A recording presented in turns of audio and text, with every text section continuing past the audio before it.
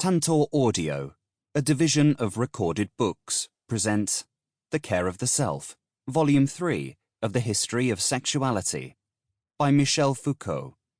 Translated by Robert Hurley. Narrated by Elliot Fitzpatrick. Part 1. Dreaming of One's Pleasures. I will begin by analysing a rather singular text. It is a practical work dealing with everyday life, not a work of moral reflection or prescription. Of all the texts that have survived from this period, it is the only one that presents anything like a systematic exposition of the different forms of sexual acts. By and large, it does not make direct and explicit moral judgments concerning those acts, but it does reveal schemas of valuation that were generally accepted. And one notes that the latter are quite close to the general principles that, already in the classical epoch, organized the ethical experience of the aphrodisia. The book by Artemidorus thus constitutes a point of reference. It testifies to a perenniality and exemplifies a common way of thinking. For this very reason, it will allow us to measure what may have been uncommon, and in part new, in the work of philosophical and medical reflection on pleasure and sexual conduct that was undertaken in the same period. 1. The method of Artemidorus. The interpretation of dreams by Artemidorus is the only text that remains in full of a literature that was abundant in antiquity, the literature of a neurocriticism.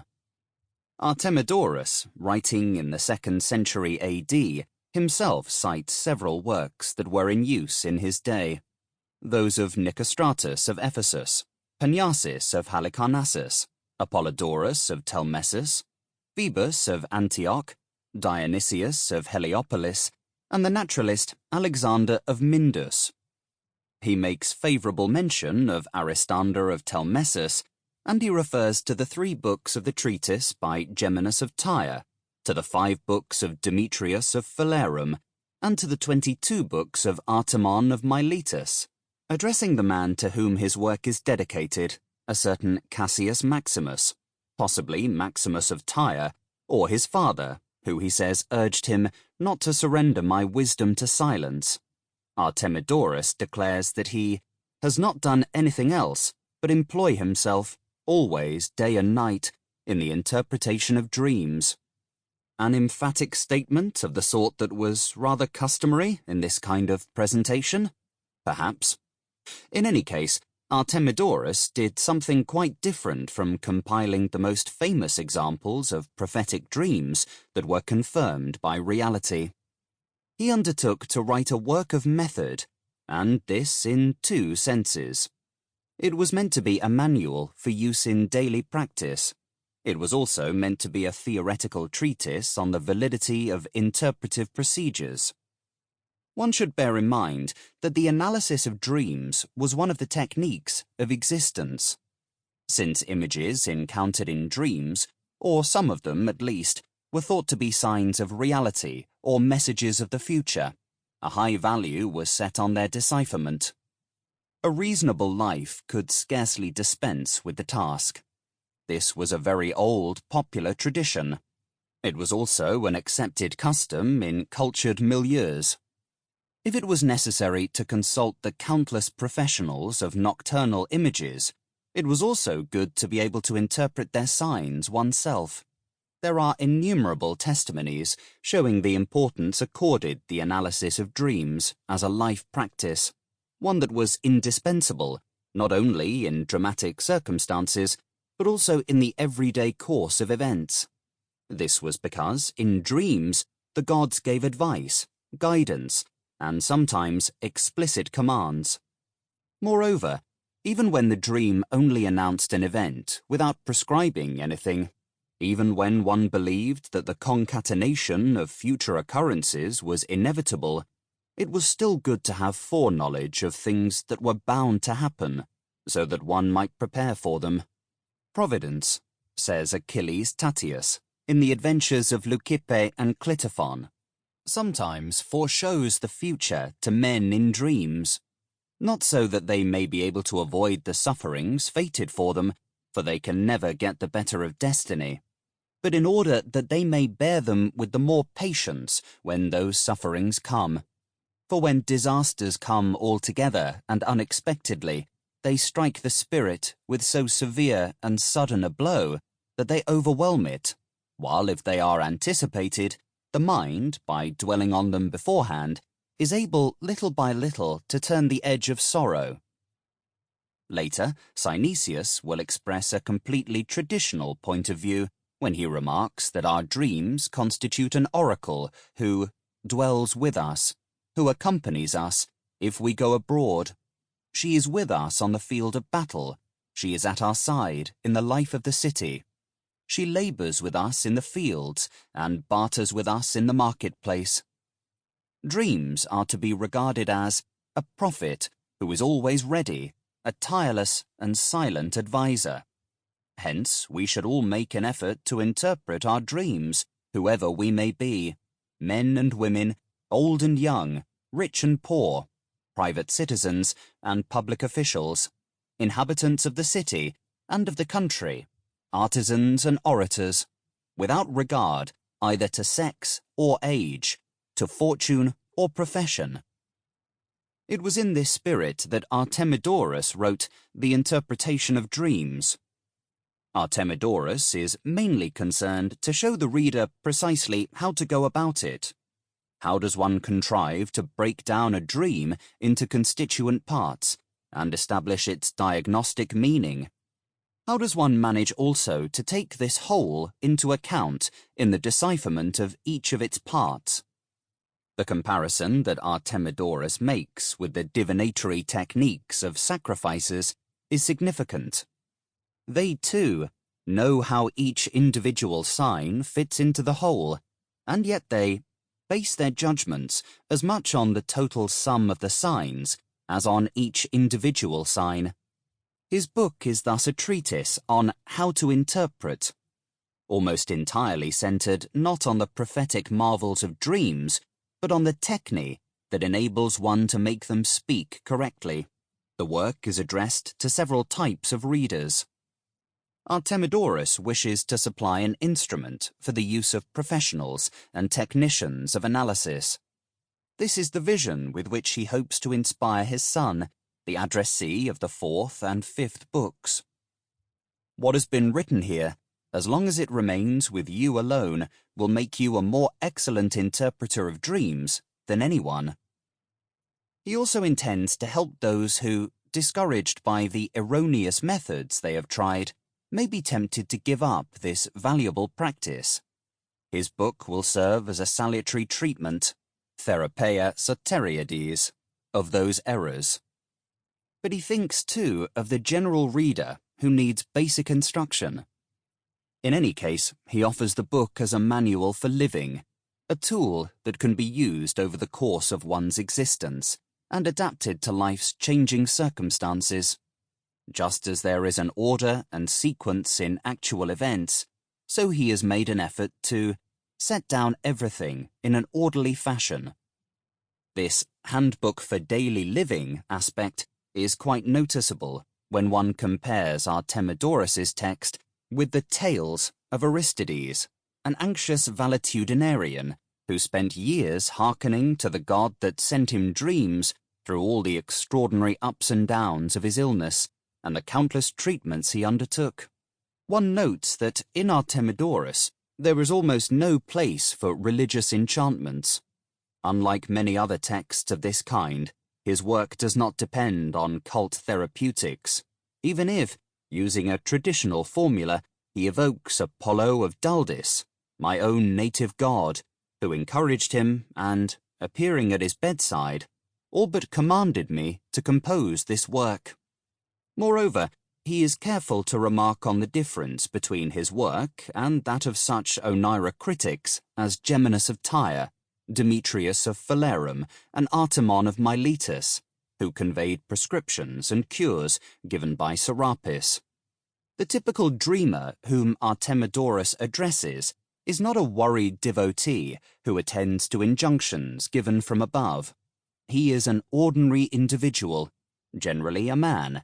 The dreams of women are noted as an aside, as possible variants in cases where the sex of the subject happens to change the meaning of the dream. A man who has a family, possessions, quite often a trade. He runs a business, he has a shop. He is apt to have servants and slaves, but the case is considered in which he has none. And besides his health, his chief anxieties concern the life and death of his entourage, his enrichment, his impoverishment, the marriage of his children, the functions he may be called upon to exercise in the city. In short, an average clientele.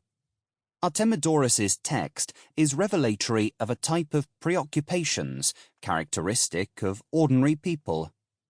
But the work also has a theoretical interest at stake, which Artemidorus speaks of in the dedication to Cassius. He aims to refute the adversaries of oneiromancy. He wishes to convince the skeptics who do not believe in all those forms of divination by which one attempts to decipher the signs that foretell the future. Artemidorus will seek to establish these certitudes not so much by a plain exposition of his findings, as by a carefully considered procedure of inquiry and a discussion of method. He does not mean to dispense with earlier texts. He has taken pains to read them, but not in order to recopy them, as many writers do. What interests him in the already said is not established authority, but rather the breadth and variety of experience to be found there. And he has not searched for this experience in a few great authors, but has insisted on going to those places where it is formed. As he says in the dedication to Cassius Maximus, and later repeats, Artemidorus takes pride in the breadth of his inquiry. Not only has he compared innumerable works, he has patiently frequented the market stalls kept by dream readers and soothsayers at the crossroads of the Mediterranean world. I, on the other hand, have not only taken special pains to procure every book on the interpretation of dreams, but have consorted for many years with the much despised diviners of the marketplace, people who assume a holier-than-thou countenance, and who arch their eyebrows in a superior way, dismiss them as beggars, charlatans, and buffoons. But I have ignored their disparagement. Rather, in the different cities of Greece, and at the great religious gatherings in that country, in Asia, in Italy, and in the largest and most populous of the islands, I have patiently listened to old dreams and their consequences. For there was no other possible way in which to get practice in these matters. With regard to all that he has brought back, Artemidorus does not intend to impart it in the form of raw data. Rather, he will submit it to experience, para, which is for him the guiding principle and witness of everything he says. What he means by this is that he will verify the information to which he refers by matching it against other sources, by comparing it with his own practice, and by subjecting it to argument and demonstration. In this way, nothing will be said in the air, nor by resorting to mere conjecture. One recognizes the methods of inquiry, the notions, e.g., the notions of historia and para, and the forms of testing and verification that characterize the gathering of knowledge carried out in natural history and medicine during this period, under the more or less direct influence of skeptical thought. Footnote: R.J. White, in his introduction to the English edition of Artemidorus, points to several traces of the empiricist and skeptical influence on Artemidorus. A.H.M. Kessels, however, asserts that Artemidorus was only a practitioner who just interpreted the dream that he had before him on a particular day. Artemidorus's text offers the considerable advantage of presenting a careful reflection on a vast body of traditional material. There is no question of looking in such a document for the formulations of an austere morality, or the emergence of new standards of sexual conduct. What it does offer are indications concerning current modes of valuation and generally accepted attitudes. Philosophical reflection is certainly not absent from the text, and one finds in it rather clear references to contemporary problems and debates. But these references concern the procedures of decipherment and the method of analysis, not value judgments and moral contents. The material on which the interpretations bear, the oniric scenes they treat as auguries, and the situations and events they announce, belong to a common and traditional landscape. One can thus expect this text by Artemidorus to provide evidence of a rather widespread moral tradition, which was doubtless rather deeply rooted in the past. But once again, it must be kept in mind that while the text abounds in detail, while it presents in connection with dreams a catalogue of different possible acts and relations, and is more systematic in this regard than any other work from the same period, it is not in any sense a treatise on morality, which would be primarily concerned with formulating judgments about those acts and relations. It is only indirectly, through the decipherment of the dreams, that one can discern the valuations brought to bear on the scenes and acts represented in the text. The ethical principles are not affirmed for their own sake. One can recognize them only through the actual progression of the analysis, by interpreting the interpretations.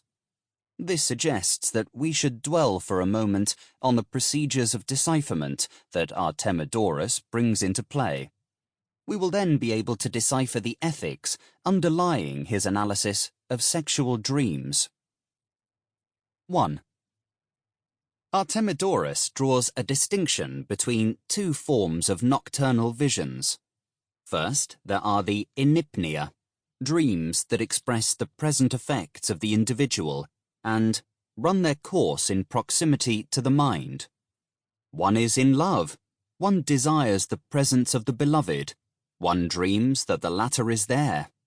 Or one goes without food, one feels hungry, one dreams of eating. Or again, a man who has stuffed himself with food dreams that he is vomiting or choking. A man who fears his enemies dreams that he is surrounded by them. This kind of dream has a simple diagnostic value. It is grounded in the current state of affairs, from present to present.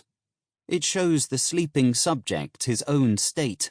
It conveys that which is deficiency or excess in relation to the body, and that which is fear or desire in relation to the mind. The dream experiences called anairoi are different. Their nature and function are readily discovered by Artemidorus in the three etymologies he submits. The anairos is that which, toon aire, tells what is real. It tells what is already inscribed in time's unfolding, and will come true as an event in the not-too-distant future. It is also that which acts on the soul and excites it, oneirai. The dream alters the soul, it fashions and shapes it. It leads it into dispositions and induces movements in it corresponding to what is shown. Further, one recognizes in this word, anairos, the name of the beggar of Ithaca, Iris, who carried the messages that were entrusted to him. Term by term, then, enipnion and anairos are opposed to each other. The first speaks of the individual, the second of events in the world. One originates in the states of the body and the mind, the other anticipates the unwinding of the temporal chain. One manifests the action of the too little and the too much in the domain of appetites and aversions. The other alerts the soul, and at the same time shapes it. On the one hand, the dreams of desire tell the soul's reality in its present state. On the other hand, the dreams of being tell the future of the event in the order of the world. A second cleavage brings another form of distinction to each of the two categories of nocturnal visions. There is that which reveals itself clearly and transparently, requiring no decipherment or interpretation, and that which displays itself only figuratively, in images telling something different from their first appearance.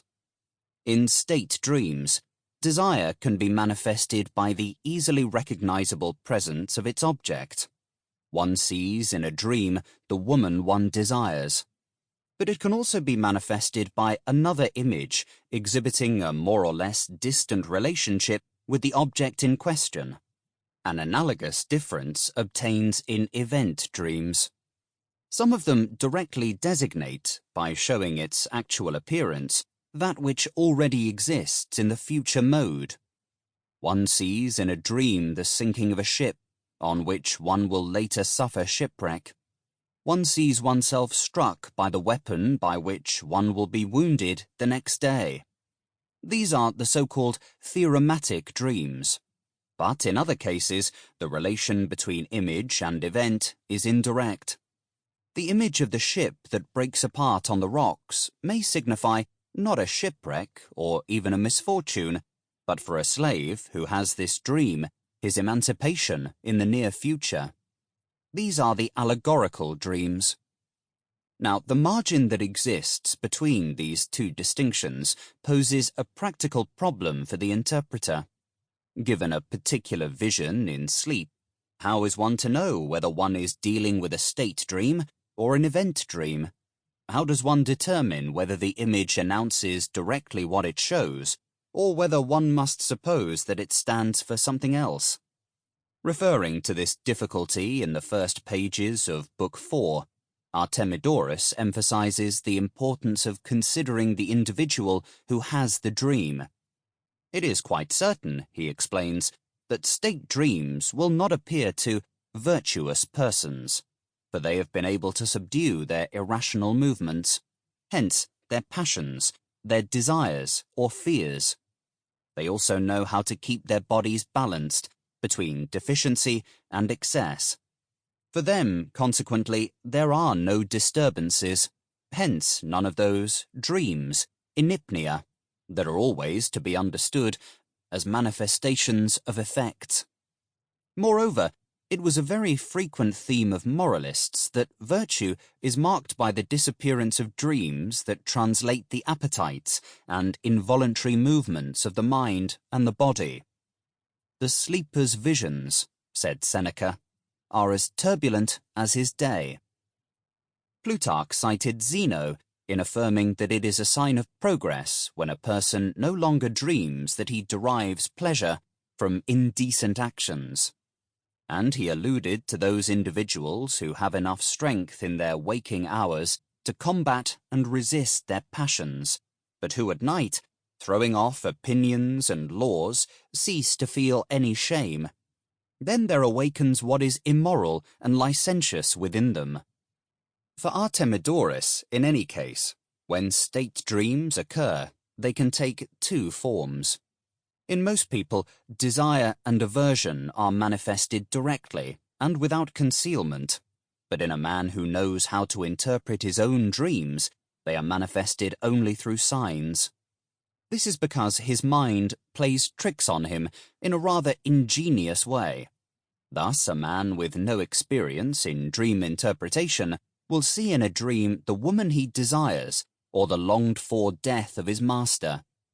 The mistrustful or clever mind of the expert will, so to say, refuse to make manifest the state of desire in which he finds himself. It will resort to trickery, so that instead of simply seeing the woman he desires, the dreamer will see the image of something that signifies her: a horse, a mirror, a ship, the sea, an animal that is female, a piece of feminine apparel. As an example, Artemidorus cites a painter from Corinth, an expert interpreter, no doubt, who saw the roof of his house collapse in a dream and saw his own decapitation. One might have imagined that this was the sign of a future event, but in fact it was a state dream. The man wished for the death of his master, who is still living, Artemidorus notes in passing. As concerns the oneiroi, how does one recognize those that are transparent and theorematic, in contrast to those that predict allegorically an event different from what they show? If one leaves aside the unusual images that obviously call for an interpretation, those that foretell an event are immediately confirmed by reality. The event follows them without delay.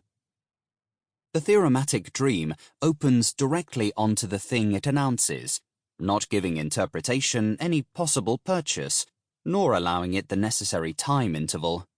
Allegorical dreams are easily recognized, therefore, by the fact that they are not followed by a direct realization, which means that one should seize the occasion to interpret them.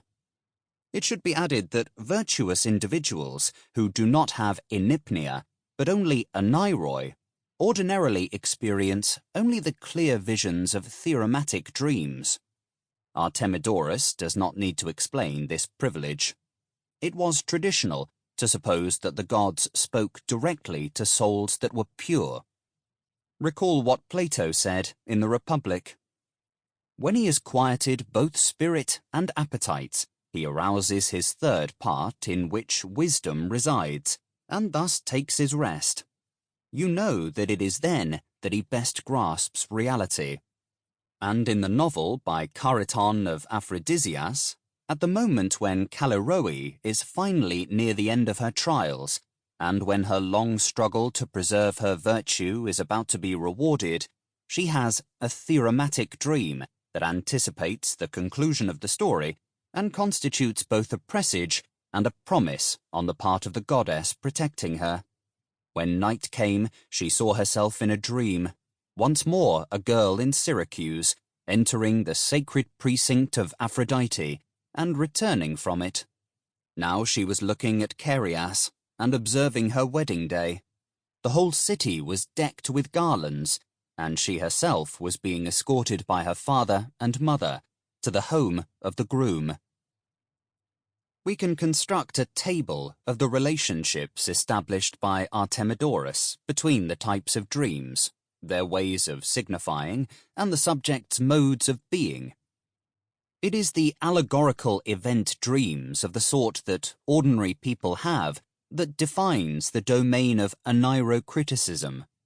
It is here that interpretation is possible, since such visions are not transparent, but make use of one image to convey another. And it is here that interpretation is useful, since it enables one to prepare for an event that is not immediate. 2.